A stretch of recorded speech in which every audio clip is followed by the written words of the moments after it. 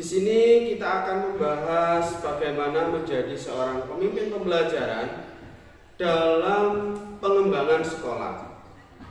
Terlebih dahulu kita pahami arti pemimpin itu. Arti pemimpin menurut Suradinata tahun 1997 adalah orang yang memimpin kelompok 2 orang atau lebih, baik organisasi maupun keluarga. Sedangkan kepemimpinan adalah kemampuan seorang pemimpin untuk mengendalikan, memimpin, mempengaruhi pikiran, perasaan, atau tingkah laku orang lain untuk mencapai tujuan yang telah ditentukan sebelumnya.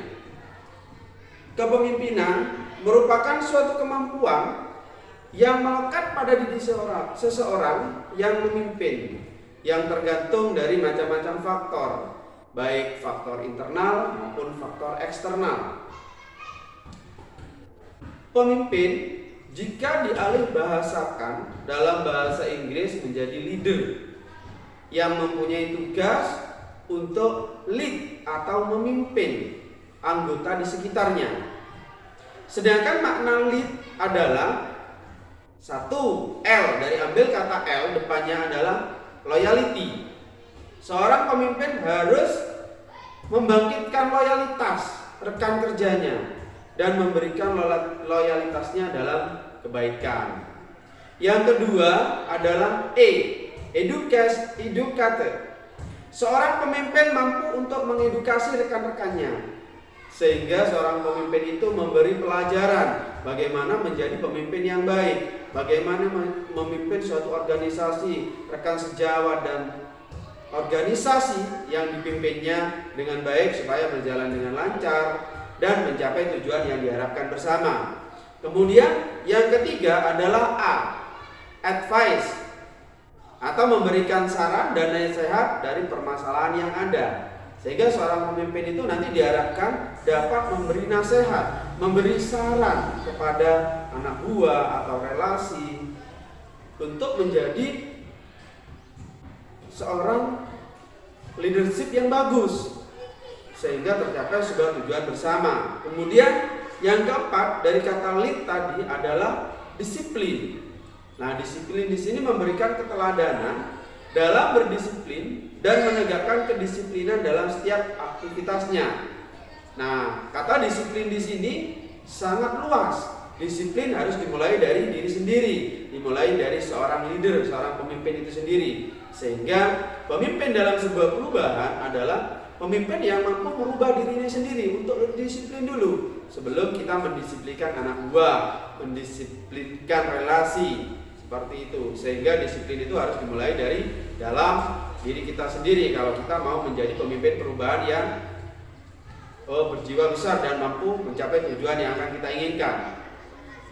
Nah, dari uraian arti sebuah pemimpin dan kepemimpinan di atas, bagaimanakah menjadi seorang pemimpin pembelajaran dalam perubahan yang baik? Ada beberapa hal yang perlu kita perhatikan dengan baik.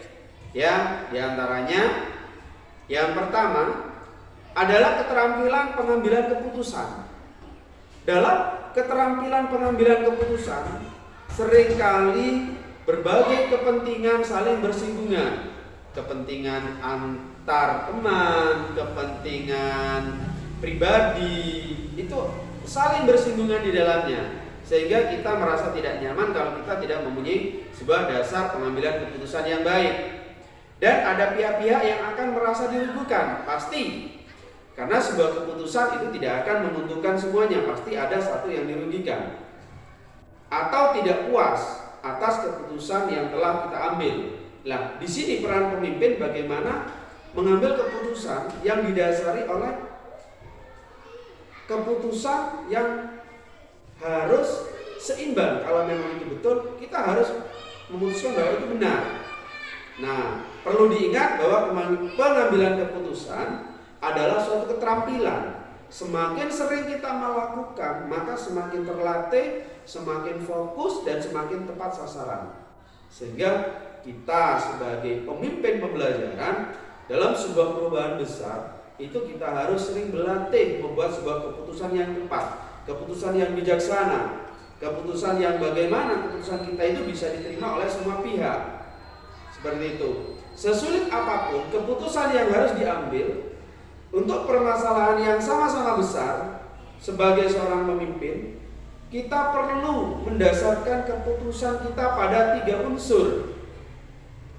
Perlu diingat, kita dalam mengambil keputusan perlu kita dasari pada 3 unsur. Ya, 3 unsur yang pertama yaitu berpihak. Pada siapa kita membuat keputusan? Ya, berpihak kepada murid. Kalau kita sebagai pemimpin pembelajaran di sekolah, kita berpihak pada murid. Keputusan itu harus berpihak pada murid. Yang kedua, didasarkan pada nilai-nilai kebajikan universal. Nah, nilai kebajikan universal yang harus kita pegang. Kemudian yang ketiga adalah bertanggung jawab terhadap segala konsekuensi dari keputusan yang kita ambil. Pasti sebuah keputusan itu ada pro dan ada kontra. Sehingga sebuah keputusan kalau sudah kita ucapkan, kalau sudah kita cetuskan, pasti ada konsekuensi. Nah, konsekuensi itu kita harus tanggung, kita harus siap. Segala konsekuensi apapun, kita harus siap menerimanya. Baik atau buruknya dari dampak dari keputusan yang kita buat, kita harus siap untuk menerimanya. Kemudian hal yang perlu diperhatikan lagi yang kedua, yaitu memaksimalkan potensi aset yang ada. Saya berbicara di sini adalah konteks kepemimpinan dalam perubahan di sekolah. Jika diibaratkan sebagai sebuah ekosistem, sekolah adalah sebuah bentuk interaksi antara faktor biotik atau unsur hidup dan abiotik dan unsur tidak hidup. Kedua unsur ini saling berinteraksi satu sama lain sehingga mampu untuk menciptakan hubungan yang selaras dan harmonis. Dalam ekosistem sekolah, faktor biotik akan saling mempengaruhi dan menumbuhkan keterlibatan aktif satu sama lainnya. Nah, di sini faktor biotik yang ada di sekolah itu antara lain ada murid selaku ujung tombak di sekolah dalam pembelajaran. Ada murid. Murid di sini berbagai karakter. Ini merupakan aset biotik. Kemudian yang kedua adalah kepala sekolah. Yang ketiga adalah guru. Yang keempat adalah staf atau tenaga pendidikan. Kemudian yang kelima adalah pengawas sekolah yang di sini secara langsung akan berhubungan dengan pihak sekolah, merupakan faktor biotik. Kemudian yang selanjutnya adalah orang tua, masyarakat di sekitar sekolah, dinas terkait, dan pemerintahan daerah. Pemerintahan daerah ini kalau di sekolah itu biasanya ada pemerintahan desa yang saling berhubungan dan ada interaksi dengan pihak sekolah. Selain faktor-faktor biotik yang sudah disebutkan, faktor-faktor abiotik yang juga berperan aktif dalam menunjang keberhasilan proses pembelajaran diantaranya adalah satu adalah keuangan, yang kedua sarana dan prasarana, yang ketiga adalah lingkungan sekolah. Itu merupakan faktor abiotik yang sangat menunjang dalam mendukung kepemimpinan dalam perubahan di sekolah. Kemudian faktor yang ketiga adalah pengelolaan program yang berdampak positif pada murid. Nah, seorang pemimpin pembelajaran harus mampu menerapkan program yang berdampak positif pada murid. Saya teringat bahwa ada sebuah kalimat Ki Hajar Dewantara yang mengucapkan seperti ini. Maksud pengajaran dan pendidikan yang berguna untuk peri kehidupan bersama adalah memerdekakan manusia sebagai anggota persatuan atau rakyat. Itu dikutip dari sebuah kalimat Ki Hajar Dewantara. Nah, di sini pengelolaan program yang berdampak pada murid, yang pertama menumbuh kembangkan kepemimpinan murid. Saat murid menjadi pemimpin dalam proses pembelajaran mereka sendiri, atau kita katakan itu saat murid memiliki agensi, maka mereka sebenarnya memiliki suara atau voice pilihan dan kepemilikan atau ownership dalam proses pembelajaran mereka. Lewat suara, pilihan, dan kepemilihan inilah murid kemudian mengembangkan kapasitas dirinya menjadi seorang pemilik bagi proses belajarnya sendiri. Tugas kita sebagai pemimpin pembelajaran sebenarnya hanya menyediakan ruangan yang menumbuhkan budaya di mana murid memiliki suara, pilihan, dan kepemilikan dalam apa yang mereka pikirkan. Niat yang mereka tetapkan, bagaimana mereka melaksanakan niat mereka, dan bagaimana mereka merefleksikan tindakan mereka. Nah, di sini tugas seorang pemimpin pembelajaran perubahan yaitu memunculkan kepemimpinan murid dalam pembelajaran. Nah, voice itu sendiri adalah pandangan, perhatian, gagasan yang diekspresikan oleh murid melalui partisipasi aktif mereka di kelas, sekolah, komunitas, dan sistem pendidikan yang mereka. Sehingga mereka mampu untuk berkontribusi pada proses pengambilan keputusan secara kolektif. Kemudian yang kedua adalah pilihan atau choice.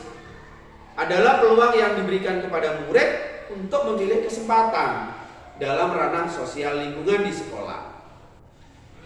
Dan yang ketiga adalah kepemilikan atau ownership. Nah, di sini menurut Dudley Marning dan Shirley yang dikutip oleh Rainer dan Mona dalam artikel yang berjudul Ownership of Learning in Teacher Education tahun 2002, bahwa kepemilikan bukanlah sesuatu yang bisa diberikan, melainkan sesuatu yang berkembang dalam struktur dan proses yang menyiratkan rasa hormat terhadap otonomi, kekuasaan, suara, dan tanggung jawab kepada orang lain. Dengan demikian, kondisi-kondisi struktur dan proses perlu dikembangkan agar guru mampu menciptakan proses pembelajaran yang mendorong murid memiliki rasa kepemilikan. Adapun dasar kita menjadi sebuah pemimpin perubahan yang bisa diterima di masyarakat, bisa diterima di lingkungan sekolah. Yang kedua adalah pembelajaran sosial emosional. Nah, saya teringat dari Aristoteles, seorang filosofi yang berkata bahwa mendidik pikiran tanpa mendidik hati adalah bukan pendidikan sama sekali.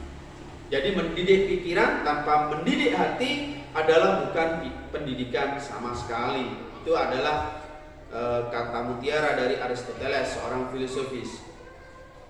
Jadi pembelajaran sosial emosional adalah pembelajaran yang dilakukan secara kolaboratif oleh seluruh komunitas sekolah.